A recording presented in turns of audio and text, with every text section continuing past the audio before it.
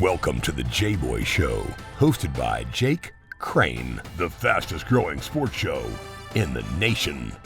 I'm Coach Hugh Freeze. This is Super Bowl champion Brandon Graham. Hey, this is DJ Shockley, and you're watching. And thanks for watching the Jboy Show. Hey, everybody, and thanks for joining us on the Wednesday edition of the Jboy Show.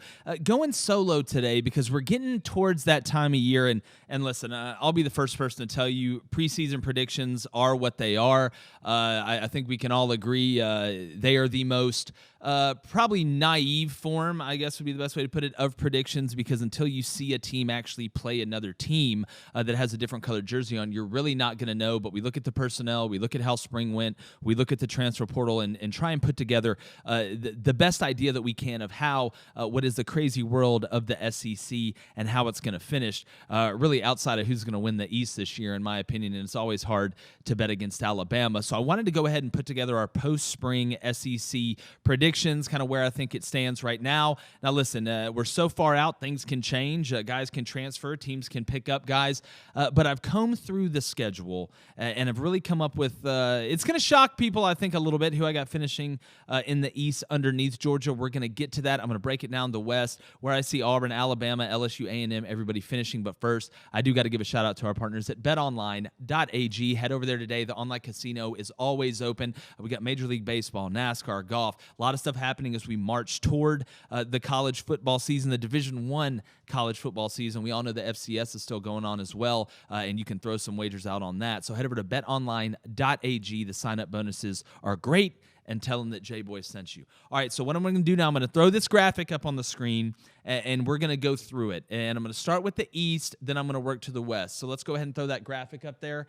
Now that you guys can see it, I'll let the shock value in the East go ahead and hit you for 1 second. Some people will be like, oh my gosh, you have Florida finishing fourth in the East behind Kentucky and Missouri.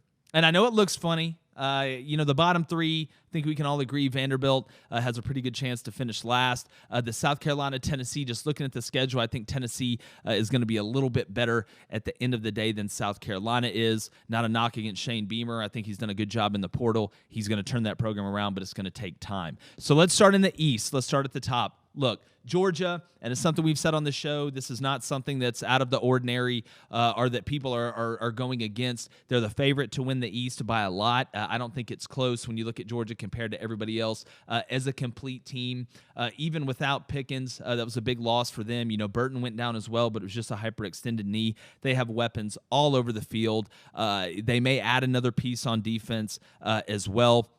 But physically, especially on the defensive line, Georgia is just head and shoulders above everybody else in the East. I don't see them losing a game in the conference. They don't play Alabama in the regular season.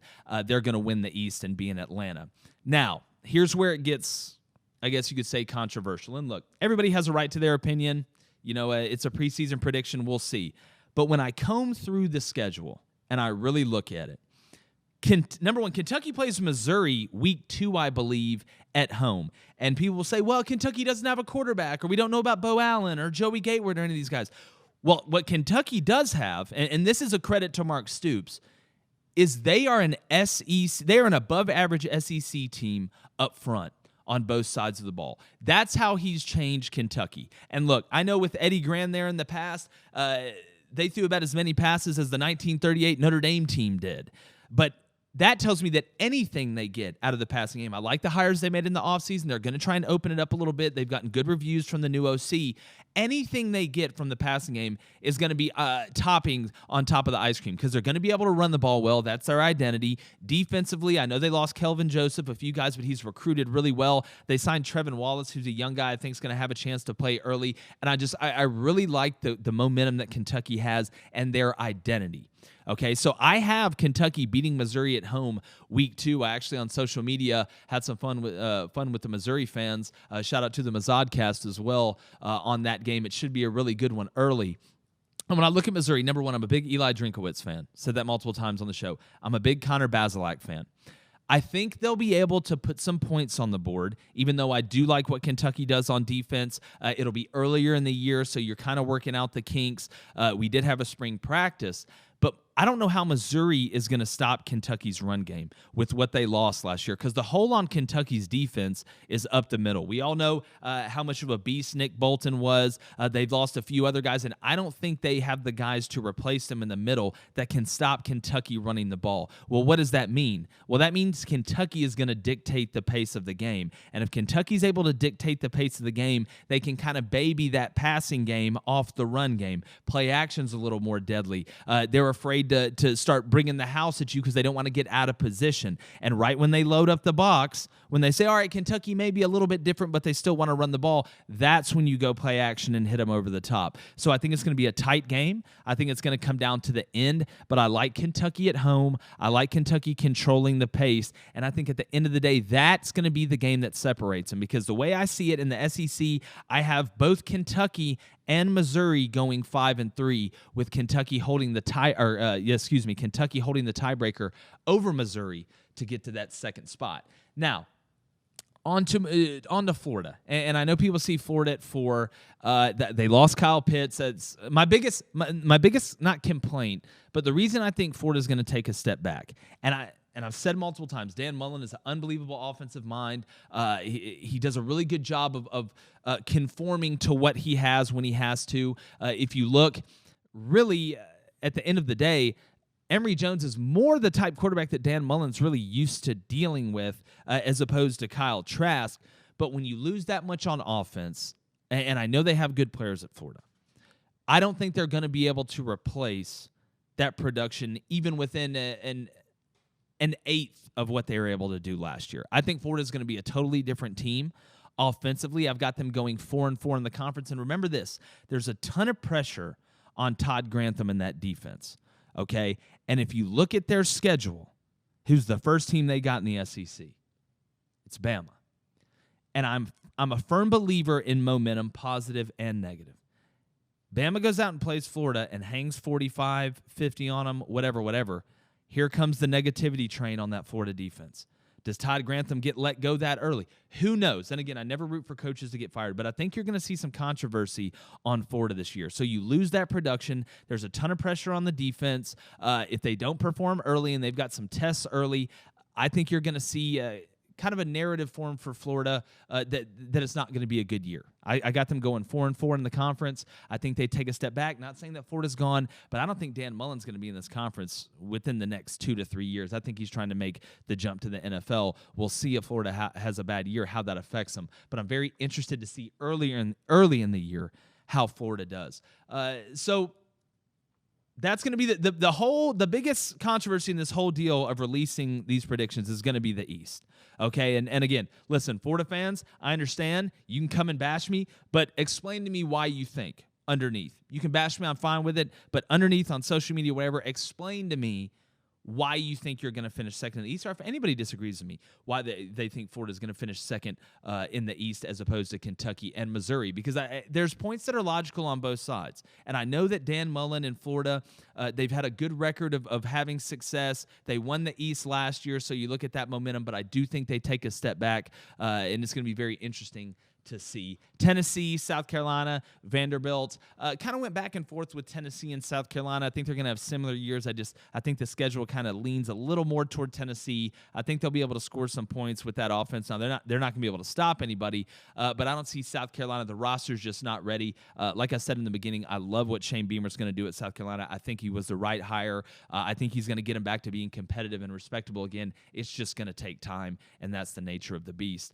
So that's the East. Georgia, running through it, undefeated. Kentucky, 5-3. Missouri, 5-3. Florida, 4-4. Then we got the bottom three after that. It's going to be interesting. And again, look, however that Kentucky-Missouri game goes, in my opinion, will affect who finishes second and third in the East by the logic that I'm using. But speaking of logic, if you can't find a pair of sunglasses that you like, or they keep breaking, or the rims aren't good, or whatever, they're not polarized, you have trouble seeing out of them, you need to go to CanaanCast.com. That's CanaanCast. The promo code's CanaanCast15, KAENON15. You save 15% on your pair of sunglasses. Look, they're optimized.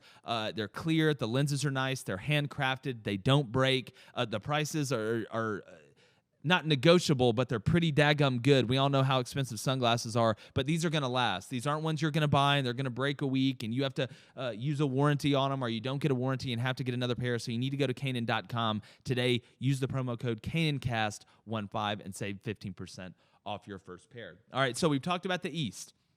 All right, shock value, let it set in, agree, disagree, whatever. Let's get to the West. And again, look, I can't go against Saban and Alabama. I don't care how much they lost. You look at recruiting, you look who they replaced. They just pick up Jamison Williams, the Ohio State wide receiver transfer, who should help them immediately. The offensive line, going to be a little young outside of Owens and a couple guys, but they're unbelievably talented. They early enrolled. They got reps during the spring. They're going to get their feet wet. They may make some mistakes early, but they're going to figure it out. I got Alabama winning the West, but I do think Alabama loses one SEC game this year. And if you look at their schedule, they got to go to A&M, they got to go to Auburn, they have some tests. We know that. And I think they lose one SEC game this year. Don't think they lose a non-conference. I think they end up going 11-1. Now, where that can happen, like I mentioned, there's a few chances on the schedule, and we'll see. If they can avoid injury, I'll keep it at 1. If for some reason they're beat up, heck, you never know in today's game, but you cannot bet against Saban and Alabama in the West. So I got them going 11-1. Then it gets really interesting because if you look at LSU, A&M, and Auburn, and I want to start with LSU and A&M. I went back and forth on this one, who's going to finish second in the West. And if you look at the schedule, LSU and A&M play each other the last game of the season, and A&M goes to LSU. I think the teams are going to have very similar records.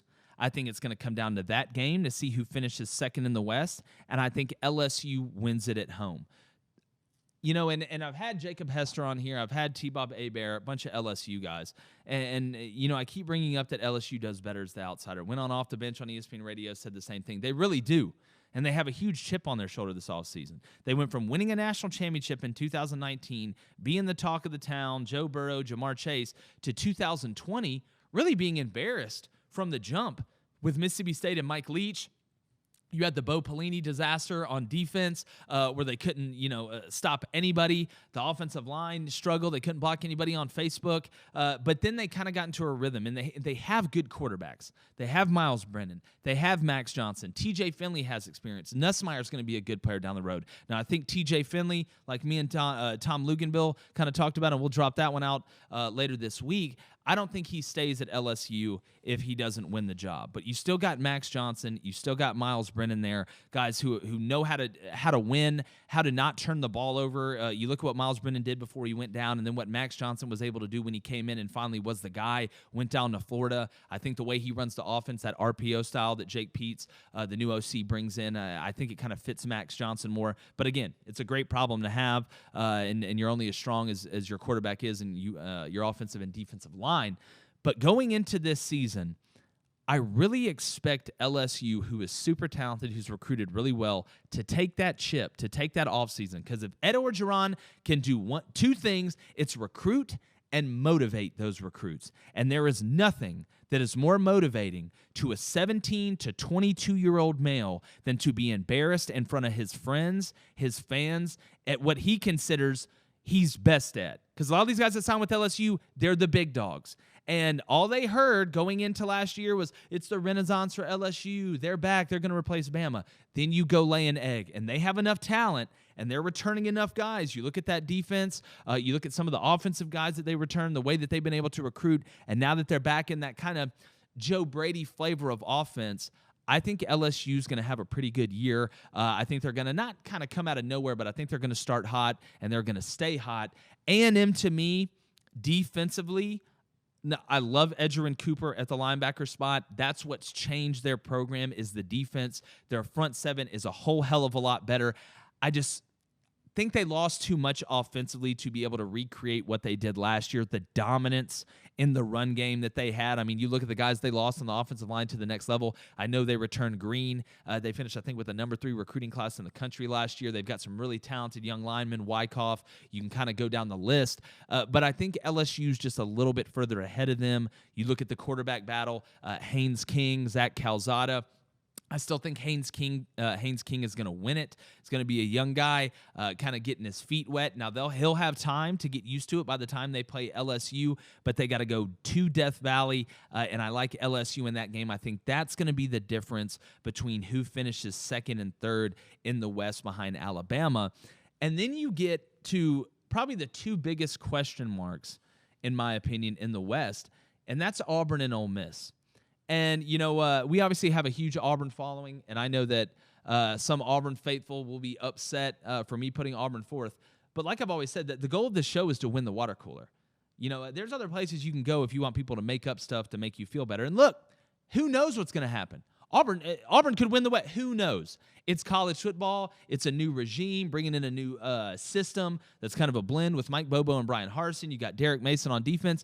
But I just don't see the personnel up front and the depth on the defensive line to be able to make a run like that in what is the most elite division in college football by leaps and bounds.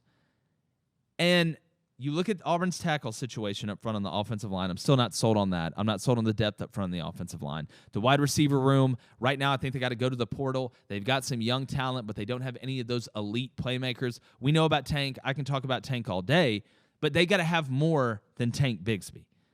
And to be able to win in today's game, you have to be able to score points. Not saying that Auburn won't be able to score points, but I think it's going to be hard for them to consistently put up 35 to 40 points against some of these elite teams. I mean, Alabama's going to be elite on defense. I actually think Alabama's defense is what's going to carry them this next season, kind of a reversal of last year when they broke all those records with Mac Jones and the boys. But when you look at Auburn's schedule, I think Auburn's going to go undefeated in the non-conference. I really do. I think they're going to go up to Penn State and win. Obviously, they got like Alcorn State, Akron, then Alabama State before that. But then you look at that SEC schedule. The first game you got, Brian Harsin, welcome to the SEC. You're going down to Death Valley to play LSU. That's going to be a tough one. Then you got to come home and play what could be the best team in the SEC. And yes, I said that, Georgia at home, which is going to be tough with the personnel up front. And look, none of this is Brian Harsin's fault. None of it's Brian Harsin's fault. And Auburn does have talent and depth in some spots. But it's going to be very tough for Auburn's offensive line to block Georgia's defensive line. Remember last year watching that? Watching Georgia's lines on both sides of the ball dominate Auburn.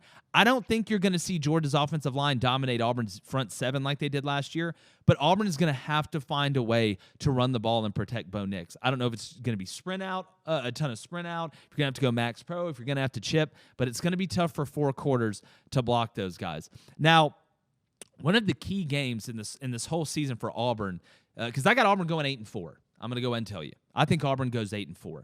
The game at home against Ole Miss is going to be huge, in my opinion, for Auburn. It's going to be a linchpin game because Ole Miss is on the rise. They've added personnel on defense. Matt Corral, to me, is an absolute witch, and we all know about Lane Kiffin and Jeff Lebby. But what's interesting about Ole Miss is they just let their offensive line coach go after spring practice. And if Ole Miss's offensive line, which last year I thought played way above their heads. I mean, there's the episode last year we brought Cole Kublik on, and he said they were quite possibly the best coached offensive line in the conference. And I know they lost some guys, but if they take a step back up front, I don't think they can make the jump that some people are seeing. I think Auburn wins that game. I still think Ole Miss doesn't have enough personnel on defense yet and enough depth to be able to go at the pace that Lane Kiffin wants to go towards. So I think Auburn's going to finish slightly ahead of them. Now, look, like I said, could Auburn slip up, beat LSU at home? On the road, their first SEC game? Yes. We never know what can happen. You never know until we really see it. Thank goodness we get some non-conference games this year to kind of get a feel of what's happening. And again, things can change. But I really see Auburn right now finishing in the middle of the pack, having a positive year, 8-4, getting some momentum for Brian Harsin going into year 2 and seeing if they can't turn this thing around. Ole Miss right beneath them. Then I've got Arkansas and Mississippi State. Now, look. I get all the I think Sam Pittman in Arkansas could not be a better fit. And he is going to turn Arkansas into a competitive, nasty up front, in-your-face, physical football team that is not a cakewalk. But they are still, and they had a really good recruiting class last year. Great start for Sam Pittman, continuing that momentum when he was the O-line coach at Georgia. They just still don't have the roster yet to be able to finish, in my opinion, in the middle of the pack of the West or at the upper tier of the West, especially on defense. I think what Barry Odom did last year with that squad was absolutely Hogwarts worthy, but it's going to be tough this year. Now, you kind of got a book out on them a little bit on offense after year one of what Sam Pittman wants to do. They lose Felipe Franks. I'm going to be honest with you. I'm not sold on KJ Jefferson. I don't think he throws the ball well enough. Watching him last year, now he could make strides, but when I watch him throw, it kind of reminds me a little bit, and I don't mean to knock Cody Burns, but it kind of reminds me a little bit of that. I think he's going to turn the ball over a lot, and Arkansas finishes at that 6th spot. And Mississippi State, bringing up the rear. I know some State fans aren't going to like me for this one. I just watched the spring game. I like Will Rogers. He's got moxie. I just don't think they're good enough up front to protect him, and they don't have enough playmakers around them.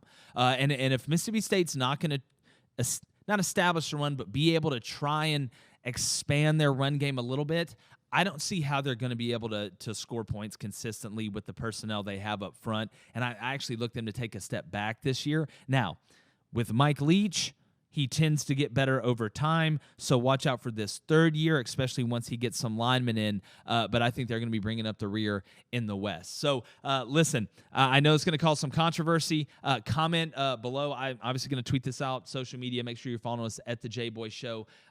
Tell me your thoughts. And again, things can change as we get closer. The transfer portal, we all know how crazy that is. Guys can add. There may be some subtractions from the team. And if you look at a team like Auburn, you know, if they add a wide receiver, if they add a big-time offensive lineman, offensive tackle, something like that to improve one of those areas that they have to improve, this could change, because I really think there could be some fluctuation in between that 2, 3, 4 spot in the West. And then obviously in the East, I know there's going to be a lot of people screaming from the mountaintops. How do you have Kentucky, who can't even throw the ball, finishing 2nd in the East, Missouri behind them, and Florida finishing 4? Well, I guess we'll see. I explained it as good as I can. Thank you guys for checking us out. Make sure you head to thejboyshow.com, get some merchandise. Make sure you're subscribed on YouTube as well. Going to start throwing some solo shows in the mix, and may start doing some live stuff during the week as well. Keep that between us, though. Appreciate you guys joining us. It's been a solo edition of the Jboy Show, and Jboy's gone. The Jboy Show is produced by David Cohn, Technical Director Dave Hammock, Creative Director David Culbertson, Audio Engineer Feyzan Shareef, Production Assistants Blaine Crain and Kyle Orr, Executive Producers Jake Crain, Vince Thompson, Steve Chamberlain, and David Cohn. Please subscribe to our YouTube channel and visit our website, thejboyshow.com, for updates regarding our newest apparel and merch designs. Win the water cooler with the Jboy Show.